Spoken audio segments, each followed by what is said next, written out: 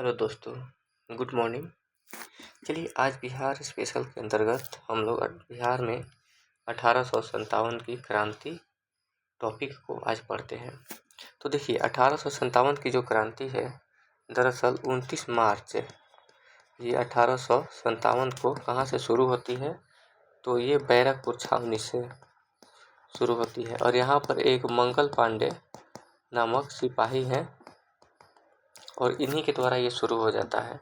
और ये वहाँ 34वां जो रेजिमेंट है इन्फेंट्री का, उसी के ये सैनिक हैं।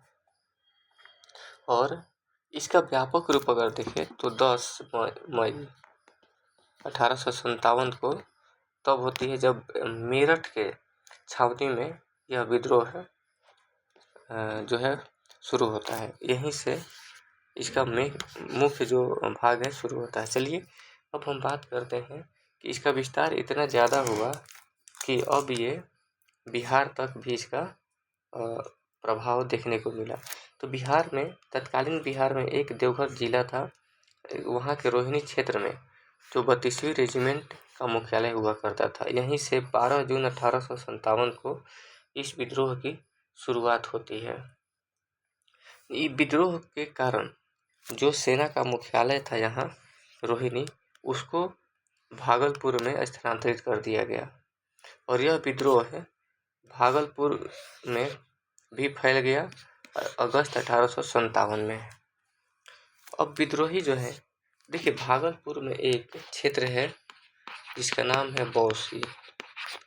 तो भागलपुर के बौसी से आगे बढ़ते हुए नवादा होते हुए ये विद्रोही जो है गया पहुंचते हैं। गया में तैनात कैप्टन रैक्टर एक मतलब अंग्रेज था। इसने विद्रोहियों को दबाने का भरसक प्रयास किया लेकिन ये असफल रहा और जो विद्रोही हैं वे वहाँ यानी कि गया में 400 सैनिक जो कैदी थे, ये इन 400 कैदियों को मुक्त कराते हैं और जो टिकारी स्टेट है उससे 10,000 रुपये ये छीन लेते हैं। 3 जुलाई 1857 को पटना में एक पुस्तक विक्रेता है पीर अली को ये गिरफ्तार कर लेते हैं और इसके घर को, दुकान को, सबको या जो भी इसकी संपत्ति है उसको छीन भिन कर देते हैं। बिहार और बाद में इसको फांसी की सजा भी हो जाती है। बिहार में अफीम व्यापार का एक एजेंट है, इसका क्या नाम है, लॉयल। एजेंट लॉयल ने विद्रोह के दमन करने की प्रयास किया लेकिन वह मारा गया। पटना के कमिश्नर टेलर ने भी विद्रोह के उपाय किए थे। पटना के मजिस्ट्रेट देखिए ये पटना के जो कमिश्नर टेलर था, विद्रोह दबाने के प्रयास इसलिए भी किया था या उपाय इसलिए भी किया था कि बगल में दानापुर में जो है सैन्य छावनी था और उधर जो रोहिणी में जो विद्रोही हुए थे सैनिक, तो इससे एक भय ये भी था कि दानापुर के सैनिक भी कहीं विद्रोह न करते। तो इस कारण से टेलर जो है पहले से ही सचेत रहा। पटना के मजिस्ट्रेट मौलवी मेहंदी को भी संदेह के आधार पर गिरफ्तार कर लिया गया। अब आते हैं 25 जुलाई 1857 को। देखिए ये वही डेट है कि जब दानापुर छावनी में भी जो सैनिक थे वो विद्रोही हो गए और वे शाहाबाद की ओर आगे बढ़े और कुंवर सिंह को अपना नेतृत्व सौंपते हैं। 30 जुलाई को पटना, शाहाबाद, सारण, मुजफ्फरपुर, चंपारण में एक कानून लाया गया जो कि मार्शल लॉ था। तो ये मार्शल लॉ जो है इन क्षेत्रों में लागू कर दिया गया।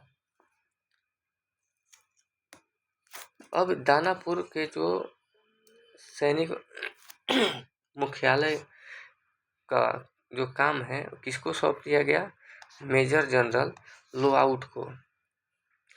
अब देखिए एक क्षेत्र है मुंगेर, 1857 की क्रांति से अप्रभावित रहने वाला जो क्षेत्र है वो है मुंगेर।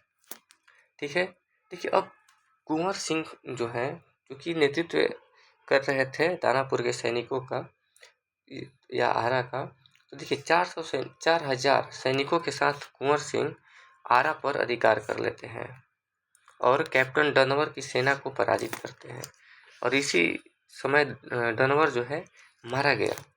मेजर आयर आरा में इसको लाया जाता है और इस कारण से कुंवर सिंह को आरा छोड़ना पड़ा। कुंवर सिंह जो है अब रीवा होते हुए फिर बांदा जाते हैं, बांदा से ये लखनऊ जाते हैं और यहाँ पर अवध के जो नवाब है कुंवर सिंह को आजमगढ़ जिला का फरमान देते हैं। दिसंबर 1857 को कुंवर सिंह ने नाना साहब के साथ मिलकर कानपुर में भी अंग्रेजों से युद्ध किया और अंग्रेजों को पराजित करते हैं।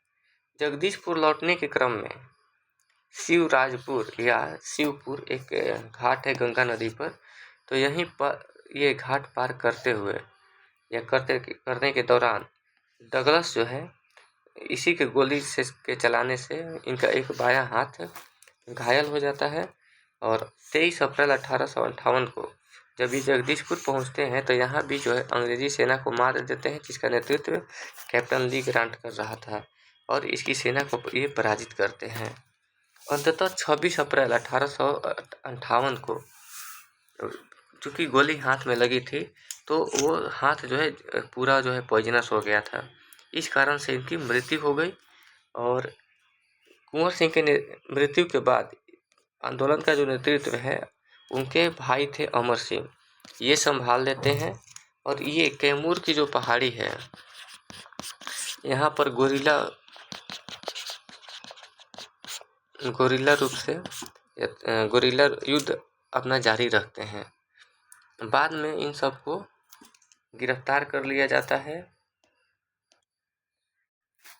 और जो महारानी है विक्टोरिया वो क्षमा दान देती है, लेकिन 14 लोग जो थे उनको क्षमा नहीं मिलता। इसमें अमर सिंह जी भी शामिल थे। तो इन 14 लोगों को छोड़ के और बाकी लोगों को क्षमा दे दिया जाता है और इनको जो है दंडित किया जाता है।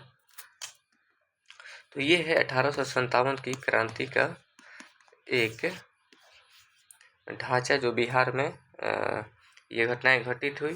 तो ये बीपीएससी के दृष्टि से बहुत ही महत्वपूर्ण है, इसको ध्यान रखना है। चलिए बहुत बहुत धन्यवाद वीडियो देखने के लिए।